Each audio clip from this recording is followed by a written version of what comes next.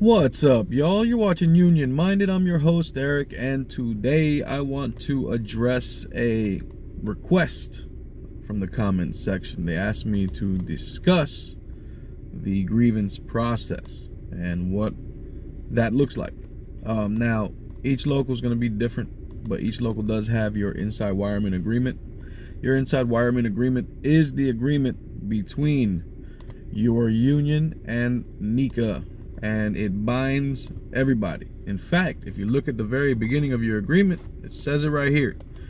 This is an agreement between the Washington, D.C. chapter National Electrical Contractors Association and local union number 26 IBEW. If you're a member, that means you and the contractor. This is the agreement. This is what governs our work life. All right. And then each section and each article has to do with how you can go about your work life. So let's say you have an issue arise at work that you feel is contrary to what's stipulated in your contract, and you want to address that. First things first, you need to know your contract. You need to have it on you and just be familiar with what your working conditions are. I would suggest journaling throughout your day. You know, maybe at break time, summarize what you did in the morning. Lunchtime, summarize. At the end of the day, do a brief summary. And if anything happens that stands out, note it down, the time that it happened, who was around. I know it sounds tedious, but if you start to develop this as a habit, you'll be less likely to be treated in any type of way that you find disagreeable, because people will know that you're documenting your day and making sure that you're on top of things.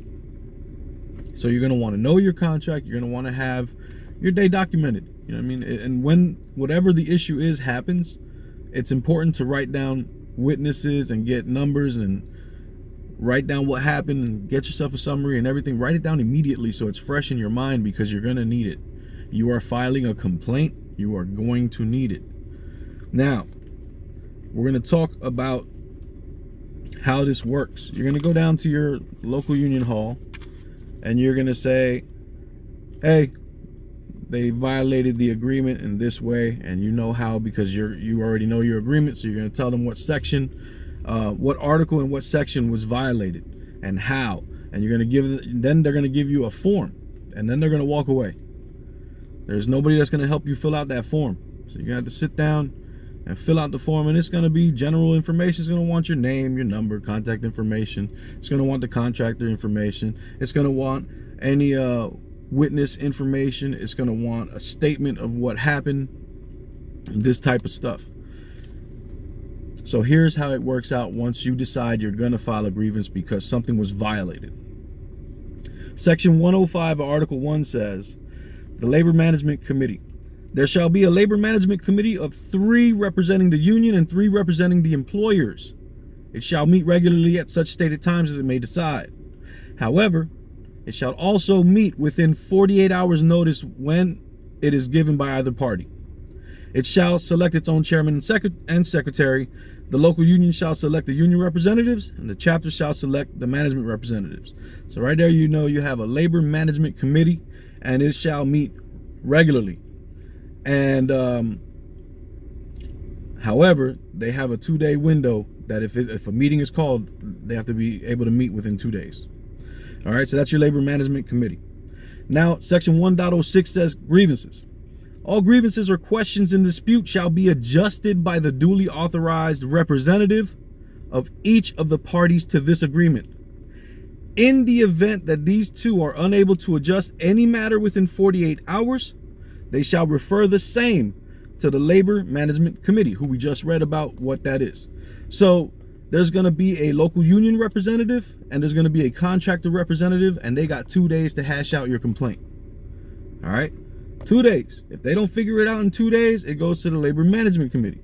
And then the Labor Management Committee will have Section 107, will have it described what happens with the Labor Management Committee. Committee's decision. All matters coming before the Labor Management Committee shall be decided by a majority vote. 4 members of the committee 2 from each parties hereto shall be a quorum for the transaction of business.